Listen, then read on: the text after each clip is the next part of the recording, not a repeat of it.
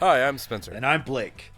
And you're about to get jumped. Welcome to episode 266 of Blake and Spencer Get Jumped, a weekly podcast where we watch the anime so you don't have to. But you should still totally watch the anime. This week on Get Jumped, we're watching Jujutsu Kaisen episodes 45 through 47, plus the first 3 episodes of Speedgrapher, where the secret society of the world might be that there are curses roaming around, or it might be an underground sex Illuminati.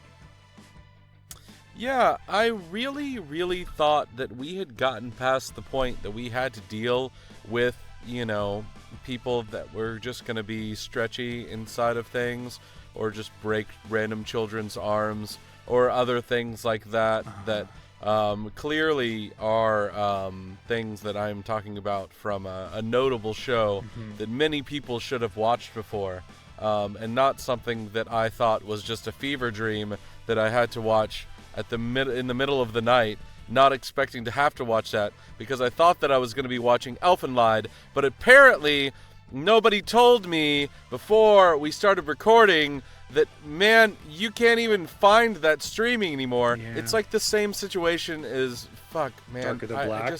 I need to be able to watch the first season of Darker Than Black. Can So we just badly. do that? Can we just do that? Let's jump in.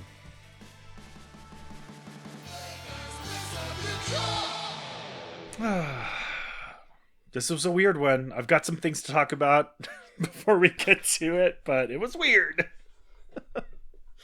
Well, hey, Blake, did you watch any anime this week other than this? No, I did not watch any anime this week. I watched a movie about podcasting and I played a new game.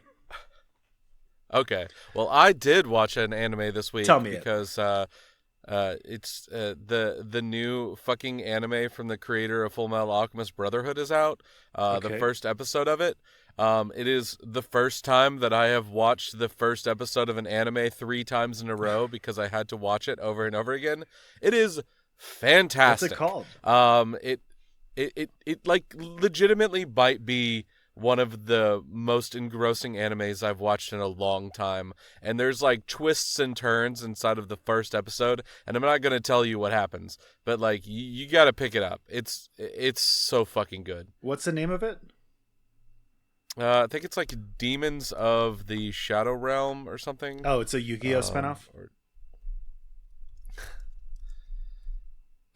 Yeah, Daemons. D-A-E? I guess it's called Daemons. D-A-E. Okay. Of the Shadow Realm. But it is it lives up to how good Full Metal Alchemist Brotherhood was. Well, I mean, if it's a Yu-Gi-Oh and spinoff, that's not too surprising. I'm gonna fucking banish you to the Shadow Realm. You'll have to beat me in a card game first. Your move. So a 1 episode Anyways. old right now, isn't it? Yeah, it's Okay. fantastic though. I just watched Demons it a bunch of the times. Shadow. I'll put it on our list. Yomo no Tsugai. Yeah. Okay. What did you need to talk about, Blake? Well, I watched a movie called Undertone. You've probably seen the trailers for it, but it is basically what if horror came through a podcast, and I thought we should talk about it here because this is a podcast.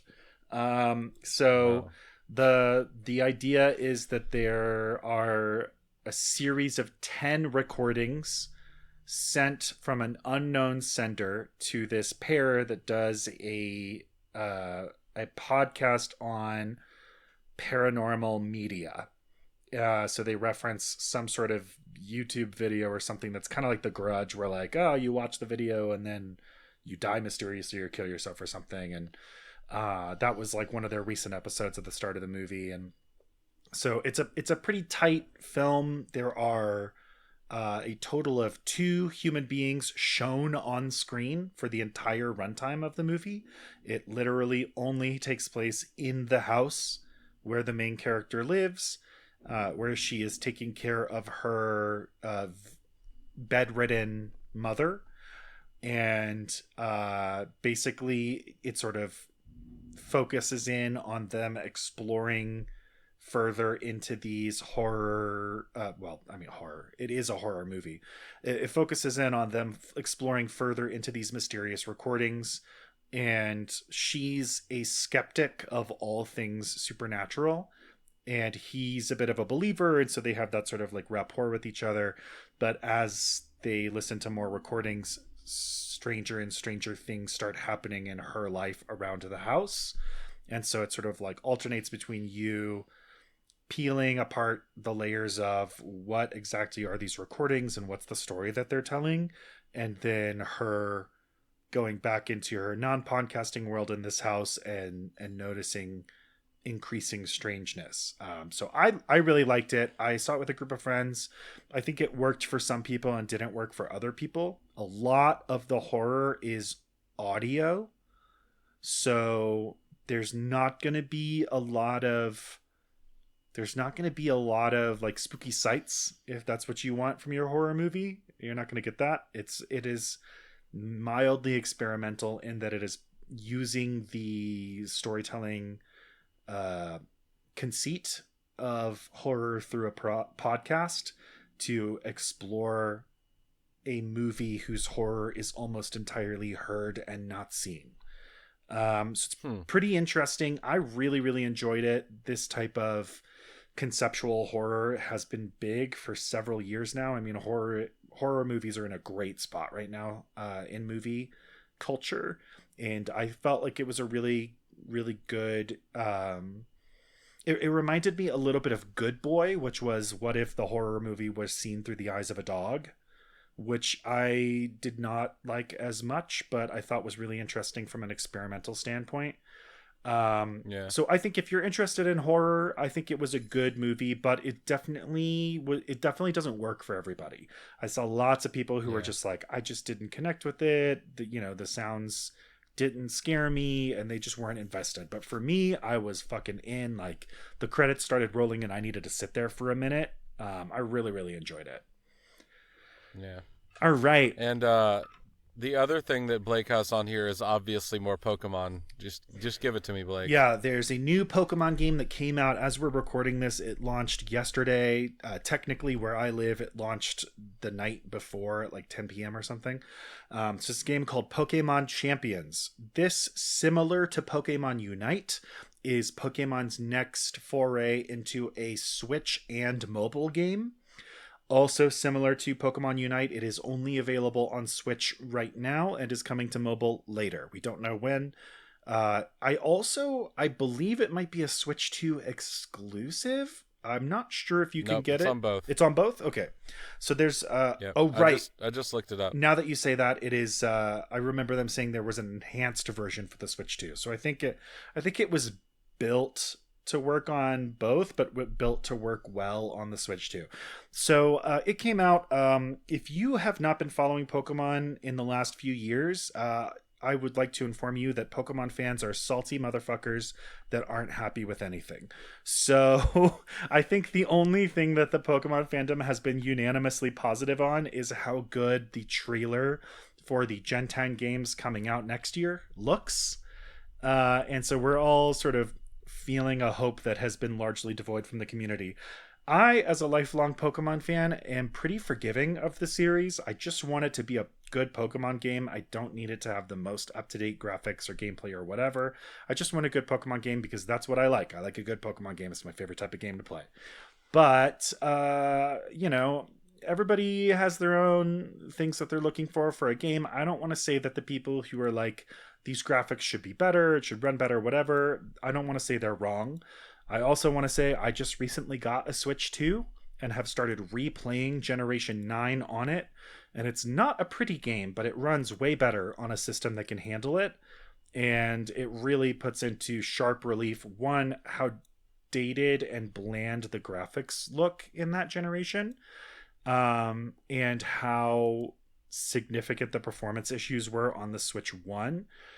And also, I still think they're good games. Like, ultimately, the games are about playing the game and not how it looks when you're playing it. And obviously, different games, the art matters different.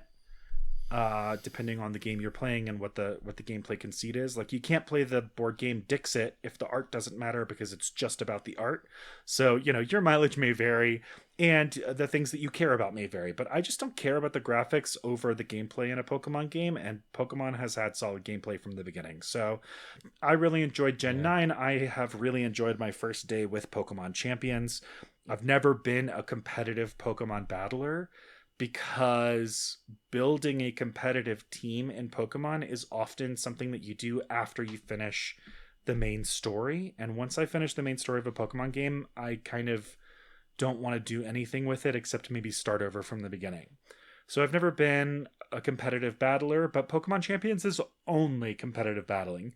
Other than a few cutscenes and some tutorial missions at the beginning, you basically are just in a series of menus that are about managing the, stats and movesets of your Pokemon, or you're in a battle menu. That's the whole game. So I've seen a lot of people complaining online about, oh, the graphics aren't working. And I'm like, I don't know, man. I think they work fine, but that's not a huge priority for me. It sounds like they took Stadium or Coliseum and they just turned it into a MOBA game. Yes. Yeah, it is. It's just Pokemon Stadium basically, but only the battling part. Things that I generally have not liked in the past. I usually, if a game is only you against other players, I probably don't want to play it. I really, really like battling the computer and doing my own thing at my own pace. So that's another thing that's kept me from competitive battling. My first day in Pokemon Champions, it didn't bother me. I do think that some of the people are spoofed bots, which also happens in Pokemon Unite. But because they made some very odd decisions for a human player to make. But other than that, it is only a game where you battle against real people. So I don't know what the runway on that is going to be for me. We're only a day deep into it. But I do think that if you've ever been a Pokemon fan, in the main series games, when you're playing through, you get hints of how deep the battling system is, but it is an extremely complicated system of designing a Pokemon, designing a team to work together, a group of 6 Pokemon, and each Pokemon is sort of a puzzle that you're solving. And then the way that they fit together is another puzzle. And then when you go into the battle screen, you see the opponent's team and you have to select a subset of your team to go against a subset of their team that you don't know which ones they're picking. So there's another puzzle.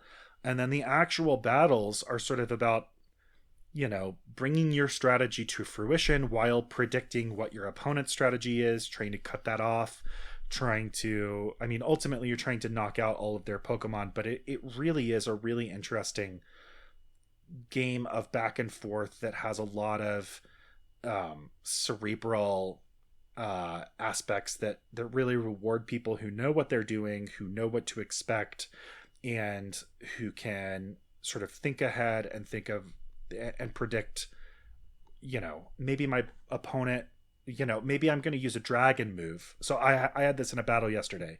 I used a dragon move on somebody and it missed. And I was like, I know they have a fairy type on their team. I bet they brought it.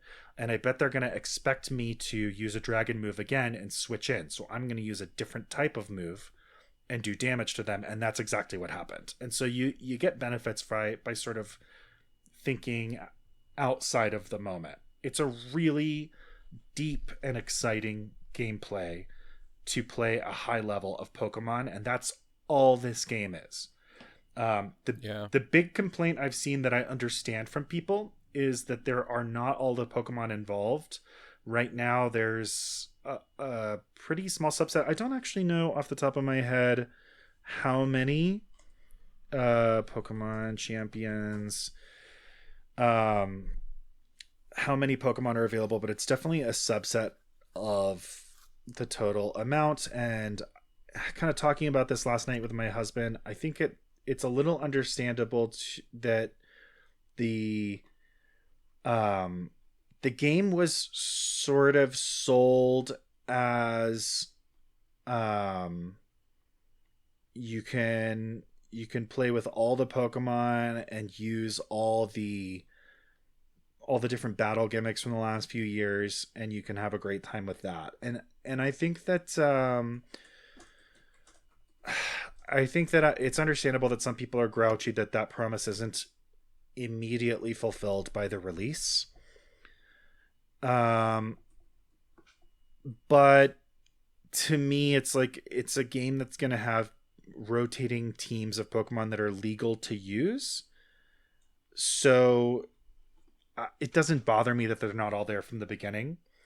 One thing that I think is a little more noteworthy is that there are not all the items available, and there are some big items missing, like the Life Orb or the Assault Vest that show up on a lot of teams.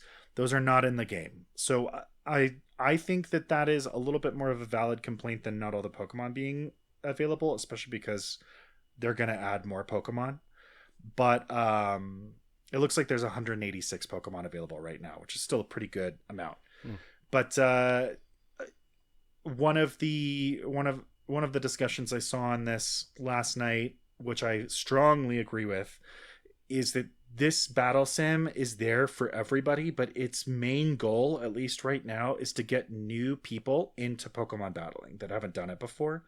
And so I think having fewer Pokemon available at the beginning and having some items not available allows new players to get their hands on it. And in fact, I saw, obviously this is anecdotal, but somebody commented and was like, I'm one of those people that's never done competitive battling, and not having so many things to consider, not having it be so overwhelming has really helped me get involved in this. So I think it's fine. If you want the game to have more to it and you're upset that it doesn't, it's not like you're not within your rights to be upset. But for me, I'm not upset because I don't think there's any reason that we shouldn't expect these things to be added.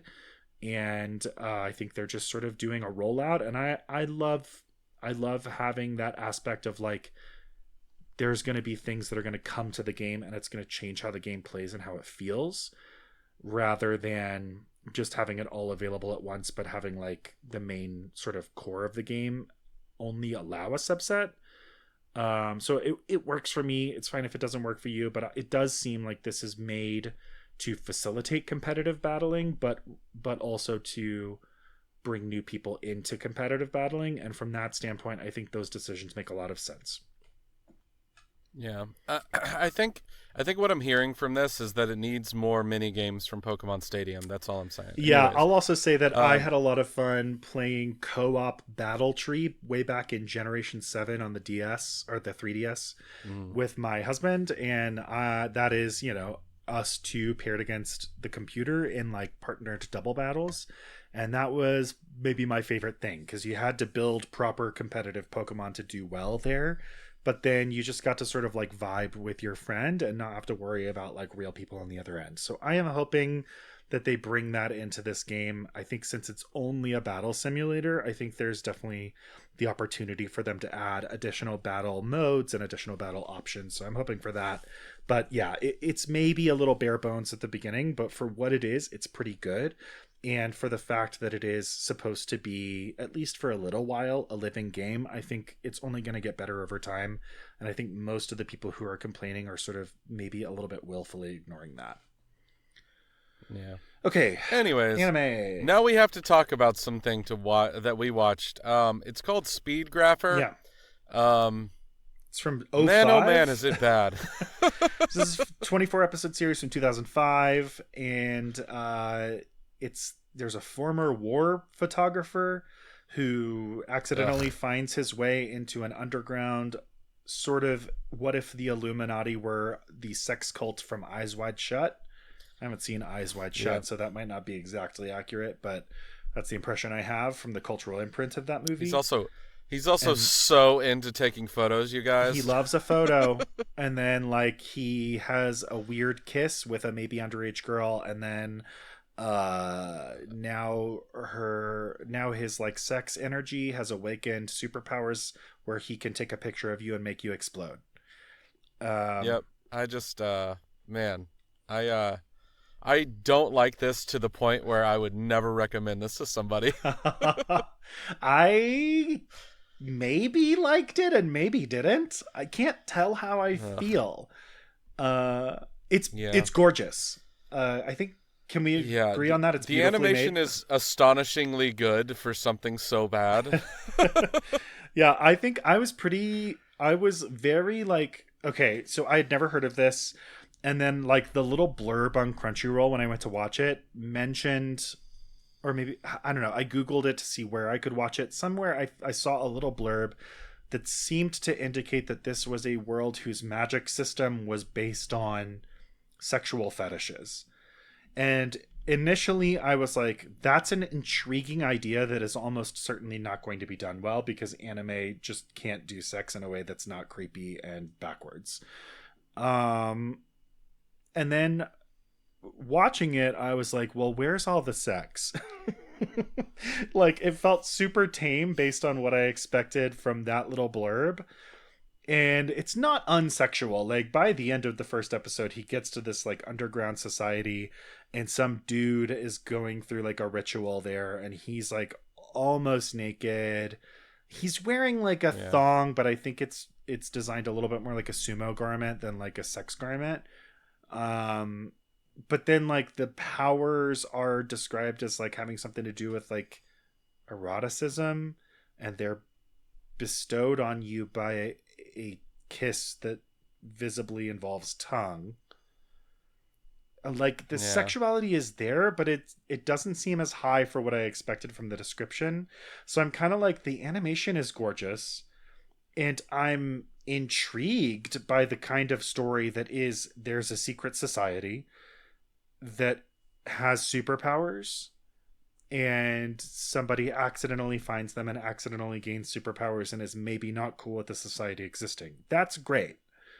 I also am theoretically available for a story that fantasizes or fantasticalizes sex and fetishes into superpowers. I think that's a tough line to walk, but I'm intrigued. And then I think this show was like maybe not enough of either of those things in the first 3 episodes. I also remember getting about halfway through the 3rd episode and being like, this feels like the end of a first episode. Like, they're kind of dragging ass. So I don't know, maybe that's my problem with it, but it's gorgeously rendered. I got the impression, though, that it was almost like somebody set out to write a hentai, and then like they accidentally made an anime. Yeah, they unfortunately turned out like a sort of action thriller anime with mild sex elements. I don't know. I didn't think it was bad, but I also, maybe this was because I was watching it. I was trying to like fit in an episode where I could. And I was watching it under the duress of needing to have it watched by a certain day so we could record this episode. Yeah. That made me engage with it less than I might have. I don't know. Like I said, I'm really intrigued by the theoretical premise of the show, but I felt like the way that it brought it about wasn't as exciting as the ideas in my mind, but it also wasn't as unfortunate as I expected it to be. Like, I've railed over and over again about sexual subjects coming up in anime and being fucking unacceptable, and this really wasn't. And I was pretty shocked by that. But it also wasn't salacious or interesting. It was just kind of like intriguing but not grabbing.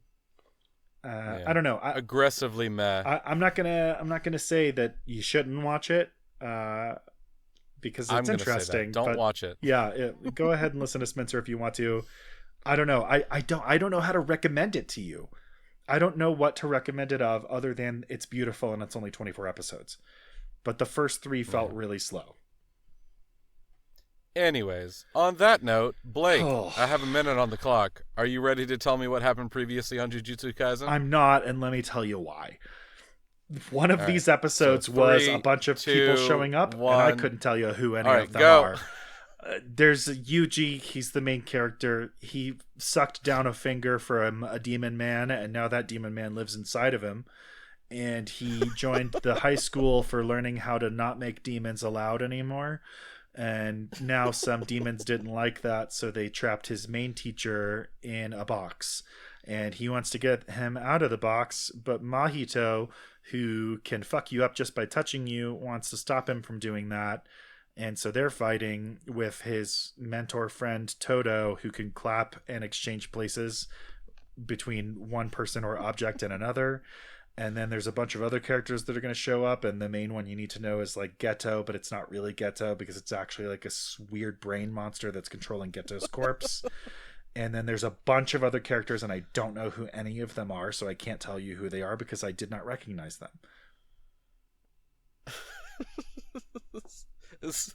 That's time. Okay. Hey everybody, we watched 4 episodes of Jujutsu Kaisen this week. 3 episodes. Or 3 episodes, whatever. But they were packed. I'm going to throw it out there that these episodes, the first 2, let's put them together because yes, they are one continuous fight. Yeah. Episode 45 Metamorphosis to episode 46 Metamorphosis Part 2. These are 2 episodes that have an incredible fight that is happening. Continuing between Mahito. What's that? It's an incredible fight that's continuing to happen, if we're being honest, from last time. Yeah. So if you remember from last time, Toto and Yuji are fighting against Mahito. Mahito is continuing to get more powerful the more you punch him with your best technique. Just because apparently what happens with him when you hit him with Black Flash is that he starts to understand his soul more and more the more it gets pummeled. And so because of that, he is leaning further and further into it. And man, oh man, the sequence of like, them having to just like check each other at each step until all characters are so completely out of what they can possibly do. They're so gassed that it comes to a point where there's literally like a sequence that shows that everybody is at their complete breaking point, including Mahito. And that sequence with the fucking rabbits and the wolves is just one of the most beautiful things I've ever seen in an anime before. But we'll get to that. Yeah. First, Yuji and Toto are going to be using their patented Toto clapping you into a different position so that you don't actually know where you are until Mahito comes up with a way to separate Yuji and Toto. Yeah, he's gonna remember how Gojo used his domain expansion earlier, but only for the briefest of moments. In fact, a 0.2 second domain expansion. Gojo did this earlier because he was trying to kill a bunch of demons without irreversibly harming the humans he was trying to protect, and that was the only way he could do it effectively and fast enough. And so Mahito's trying to solve the problem of his domain expansion allows him to touch everything in the domain at all times, and his power means that if he touches you, he can distort your soul, which can cause you to distort physically up to the point of death. And the problem is that Yuji has a demon, Sakuna, inside of him that does not want to be touched, and that is strong enough to make that your problem if you touch him on accident. And they've already met once, and Mahito knows that he cannot touch Sakuna again or he's dead. So this is his solution, and I guess it works. I couldn't tell if it was touching both Yuji and Toto so briefly that Sakuna was not affronted by it, or if he was able to sort of, bend his domain expansion around Yuji and avoid touching him altogether and just touch Toto for the briefest of seconds. But the effect is that Toto gets touched and Sakuna doesn't, so that Toto's arm starts to go all wibbly wobbly, and he has to slice it off. Fucking cuts off his hand. Yeah, this is pretty bad for anybody, but it's particularly bad for Toto, whose power is activated by him clapping his hands together, and now he doesn't have one of his hands. Yeah, but the problem is that Mahito has been hit with multiple Black Flashes at this point. So Mahito is going to the point where he needs to go completely full out in order to stop Yuji. He is continuing to try to push himself further and further, and the last-ditch effort that he uses is he uses idol transfiguration, his like most powerful ability to manipulate whatever soul he touches, on himself to turn himself into the most dangerous version of himself inside of a pure attack defense form against Yuji. And so he does this, turning into like this monster form that is covered in a hard like carapace in order to like fight against Yuji and block his punches. But Yuji has already damaged him so much that by the time he gets to battling, he knows that he's really damaged. But Yuji has apparently ascended to a new fuck it level, which is that he can just activate his Black Flash anytime that he wants, which is something that is not supposed to be something that can happen. And because of that, Yuji is able to manipulate it even to where he can do a Black Flash inside of a like a time release bomb.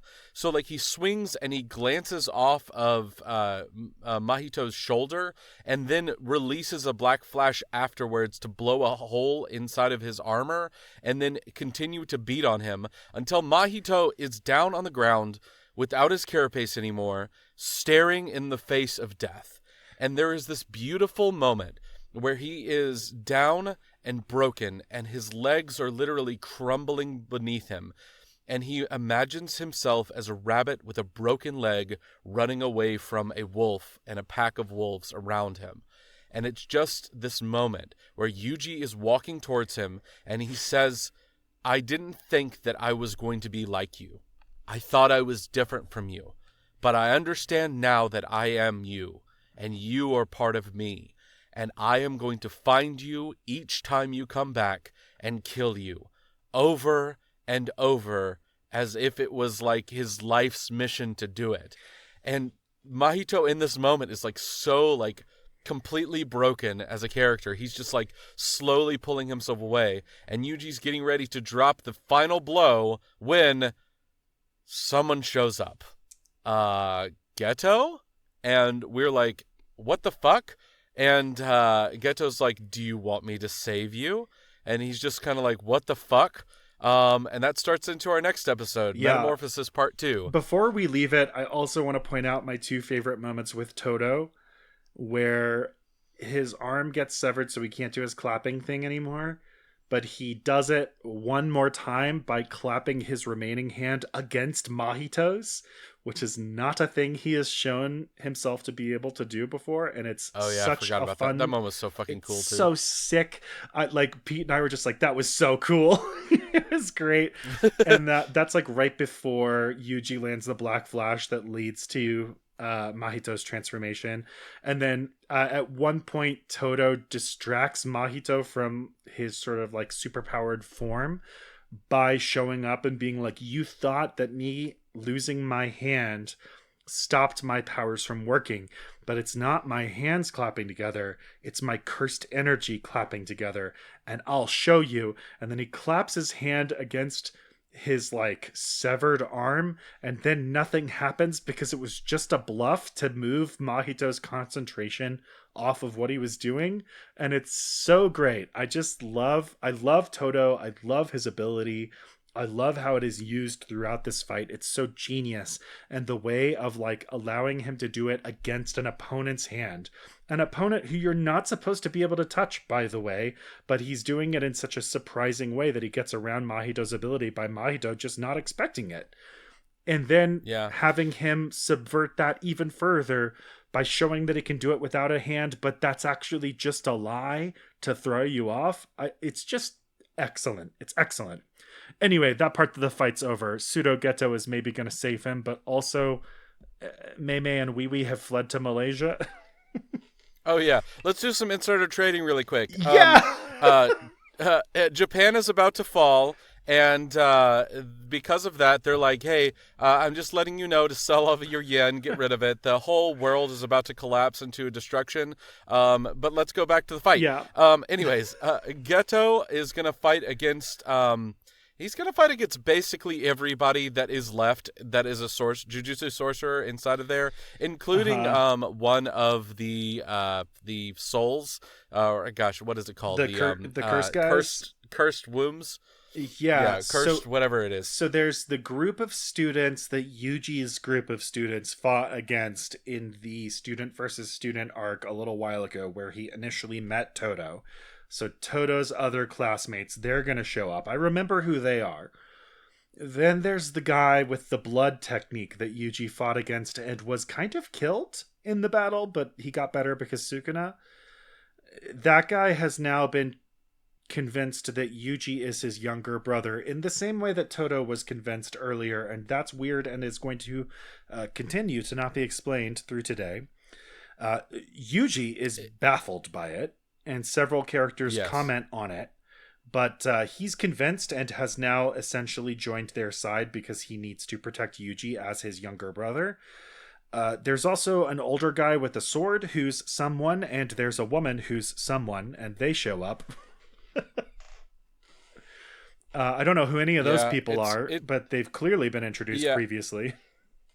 Yeah, so the woman that you're seeing here is the woman from the movie where you see Geto die. Okay, I thought she was the one that Geto wanted to connect with and form like a coalition against humanity, basically. Okay, once she started discussing ideals with him, I was like, maybe that's who that is. So I'm glad we can confirm that.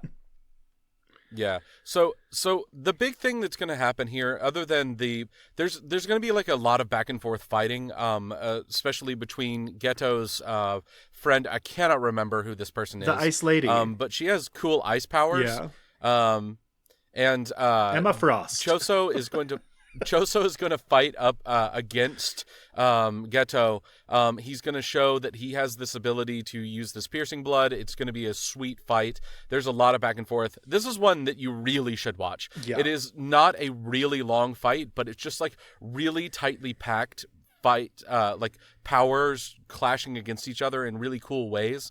He's just going to show off how he can use all of these different blood powers in really cool ways. This show, and, just like and this arc specifically, has been a sort of parade of fights that are visual only, but that are also really tightly told stories in and of themselves. And I don't want to throw shade at other anime because I suspect they've done this just maybe not quite as successfully. But a lot of the times when an anime dispenses with the dialogue, turns up the budget, and just starts letting them go at it in a rapid fire, like lovingly rendered fashion, it becomes just sort of a display of big powers and explosions on the screen. And it's not that JJK is not doing that here, but what this show is doing so well in a way that stands out compared to other shows I've watched do this in the past is that you can tell from watching this that the fight is still a back and forth. It's still a dialogue between the characters, and it still has a clear escalation to it. It's not just a smorgasbord of explosive powers. It is still all of that like dialogue, explanation, topping you and then having you top me, and then it's still all those great things of the fight, but it's just distilled down to this like 2-minute phantasmagoria, and it's crazy. That's exactly what's happening here with Choso and not quite Geto. Yeah. Well, this fight is going to basically boil down to all of these characters being frozen. And then Yuki showing up to confront Geto about ideologies, talking for so long that this cursed technique of ice is going to become too hard for I think it's Araume. Yeah, it's on here somewhere. Uraume. Well, they're Hi, anyways, they're gonna be too pressured by the amount of curse technique that they had or their power that they had to expend to fix the giant gaping hole in their hand that Chozo gave them. They used reverse curse technique, which for somebody who doesn't have like infinite cursed energy, is very, very taxing on them. And so they're going to have to release their power. Everybody is going to get ready to try to fight against Geto again. However, Geto is going to show off that even in the end of his power, he has decided that he is going to learn something new to fuck everybody over. So, couple fun things about Pseudo Geto, which we've been calling him, because he's not actually Geto. He is actually a over 150-year-old person that had the curse technique of being able to jump into other people's bodies, take them over, and live out their lives as them with their powers if they were a Jujutsu sorcerer. He's Orochimaru-ing his way through this sorcerer world. Yeah, so he's been alive for a very, very long time. In this amount of time, he has been making contracts with people throughout the world of Japan. Hundreds, if not thousands of people he has made cursed this pact with, and placed his mark upon them that will eventually be used to turn them into sorcerers and activate their powers, or will activate them so that they can absorb a curse technique. All of these different people are unaware of this, or they might be aware. We don't know yet, but he has been waiting, we didn't know, for a final thing to come into place, which is Mahito. He's been waiting for Mahito to understand his ability and be able to become a fully realized curse, to the point where he would understand how idol transfiguration can work in a grand scale. Now, Pseudo Geto has a couple of things. He has this ability that he has learned from this character that we learned about before, who has this giant barrier that's over all of Japan and protects it. And now he has learned, because he has absorbed Mahito's ability, how to do idol transfiguration on a grand scale. So what he is going to show to them is that not only is he going to release every curse that is inside of his body, which is a lot, hundreds of thousands is what they say, and he is also going to show that he is going to affect this barrier to affect all of these different people throughout the ages that he has put this curse mark on, to awaken them for some reason that we don't understand at this point, and then he just fucks off. And he takes the prison realm with him that has Gojo inside of it, and he basically leaves everybody there to deal with the fallout. Yeah, and this might be the best episode of the show that has happened so far. It's called Shibuya Incident Gate Close.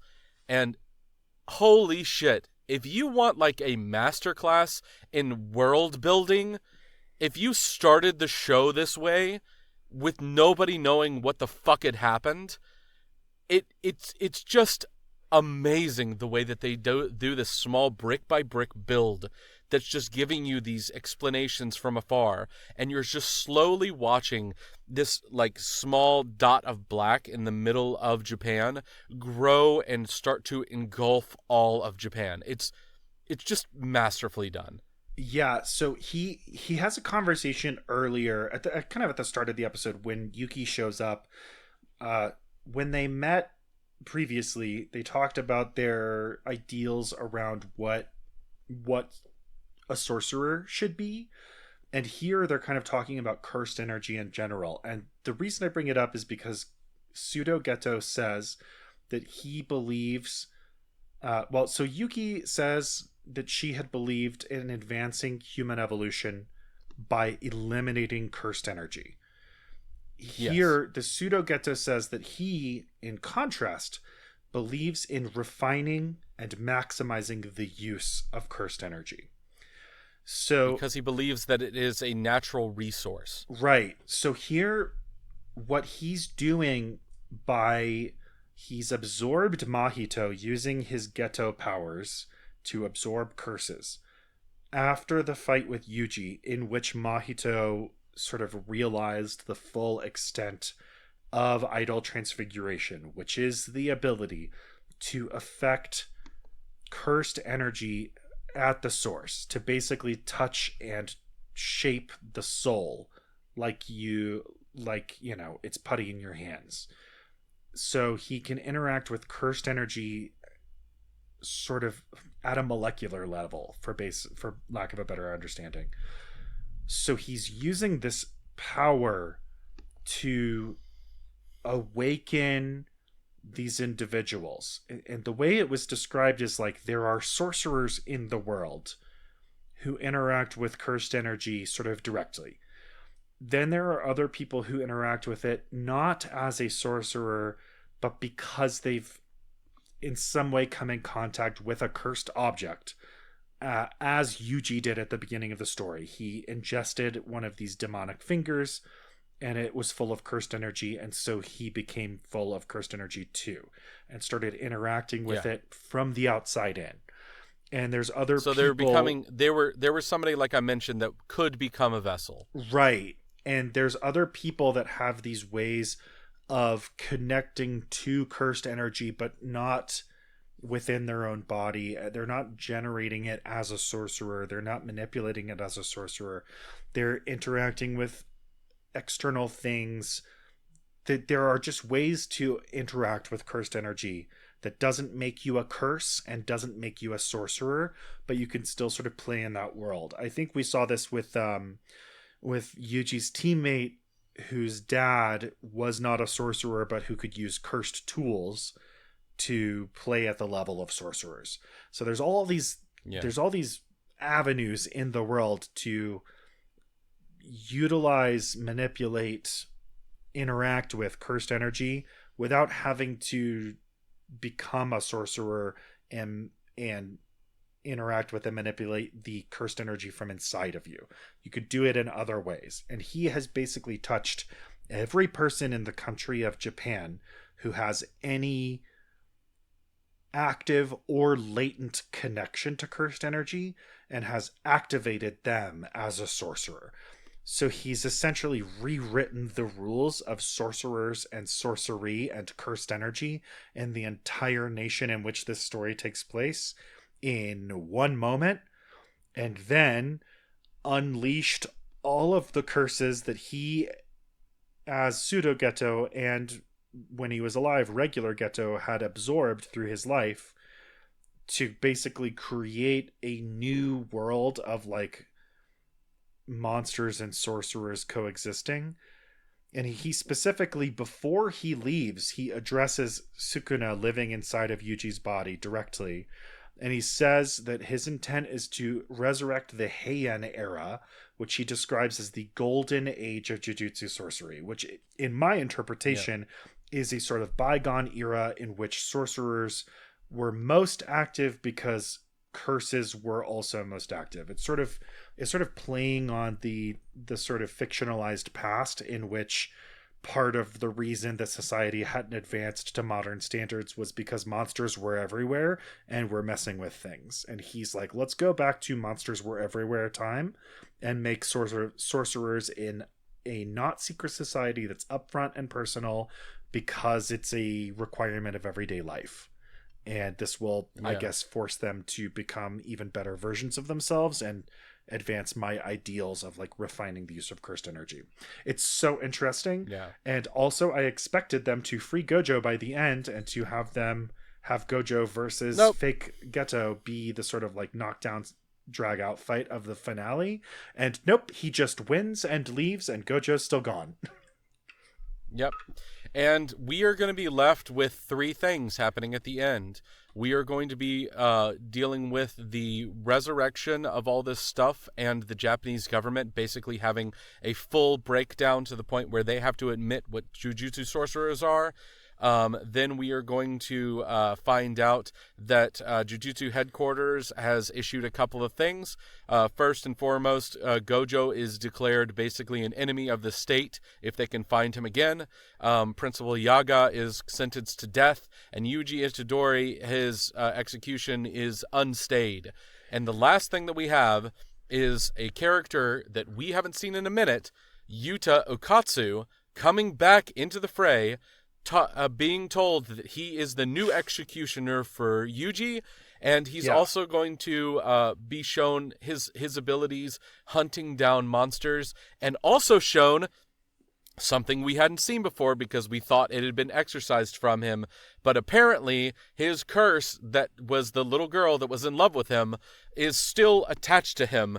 And it's just a fantastic reveal of these characters that are just like so badass, being reintroduced to the world, this new reset of what the world is. And in the final moments of this episode, you just see Yuji standing on a bridge and two giant curses appear behind him, and him being like, let's fucking go. And that's like where they drop you. Yeah, so I'm so fascinated by this because, number one, so this guy, this executioner of Yuji's is the main character of the movie, correct? Yeah. So if you want to know about that, we did an episode that was just the movie. You can go back and re-listen there. So he's returned as a full-fledged character from this, offshoot movie, because Jujutsu Kaisen is in the, maybe it's a modern conceit that movies are shorter arcs but that are canon, which I have mixed feelings about, because I kind of like the fact that anime movies are watch if you want, and this is not the case here. You have to watch the movie because it is actual canon. But we covered it. If you want to listen to that, or if you're going to want to go watch the movie, it's totally worth watching. I also like these three things are a lot of storytelling about the world of Jujutsu sorcery. We already knew that Yuji has ingested multiple fingers of Sukuna. You cannot destroy Sukuna's finger when it's just a finger, but you can kill the vessel that has ingested it, and that should destroy those fingers that have been ingested. And the tension of Yuji's character has always been, if too many fingers are ingested, Yuji will basically become Sukuna. He'll be subsumed. That sort of happened in our last episode of coverage, but then Sukuna went back into the Yuji hole. But a lot of people in the Jujutsu Society have wanted to kill Yuji right now to get rid of the fingers for good. And it was Gojo who was like, no, we should at least wait until he's ingested more of them to get more bang for our buck. And also he can be an asset in the meantime. So because Gojo was the strongest sorcerer in Jujutsu Society, basically he got to have the tie-breaking vote. Not that it was a tie, but he got to veto them and say no, he gets to live for a while. And as his teacher, as somebody who's high up in the society, I'll take responsibility for that, and also responsibility for him and his training. And that has been sort of the earlier part of this arc, was him serving as that Kakashi role to the Naruto that Yuji is. And that worked out okay, but people were not happy with it. They were just not able to override Gojo on this because he was the strongest guy around. So I think it's so interesting that the three things that happen are Gojo's not there anymore. So now we get to overrule his standing on Yuji and whether or not he should be executed.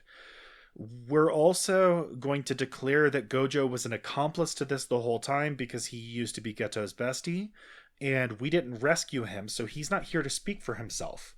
He's not, like, basically they're covering up their failure to rescue Gojo by saying that Gojo was in on it the whole time, so they're saving face. Yeah. And they're also sort of locking in the fact that, like, Gojo's opinion doesn't get to matter anymore, because even if somehow he is freed, he's a fugitive. And the public line is that he was in on it all along. And that allows us to double down on our execution order for Yuji. And finally, just for good measure, we're going to say that the principal who allowed all this to happen gets to be executed, because whether or not he wanted it to happen, it happened under his watch, and so he's going to take the fall for it. I think this is so fascinating. And my final thought on it is the fact that the end of this season is the rules of the world are not what they used to be, and the status quo of the main character is irrevocably changed. So now there is a world that Yuji has still just been training to be a part of that has now been unleashed in the biggest way possible on his surroundings, but his mentor is gone and his support system is trying to kill him, and he's like a man without a country. It's fascinating. I don't know that I can point to another spot in an anime that wasn't the end of it where they did such a huge seismic shift in the rules of the world, and it's so fascinating. It's a fantastic twist, and it's going to continue to twist and turn as we keep going. Yep. And man, oh man, everybody get ready for Battle Island, just like in Hunter x Hunter. Anyways, let's talk about what's coming on next week in just a minute. Thank you so much for listening to this episode of Blake and Spencer Get Jumped. If you're interested in finding more episodes of our show, you can join us over at getjump.buzzsprout.com. It has all of our links for our social media and for our Discord as well if you want to get involved and start chatting with us.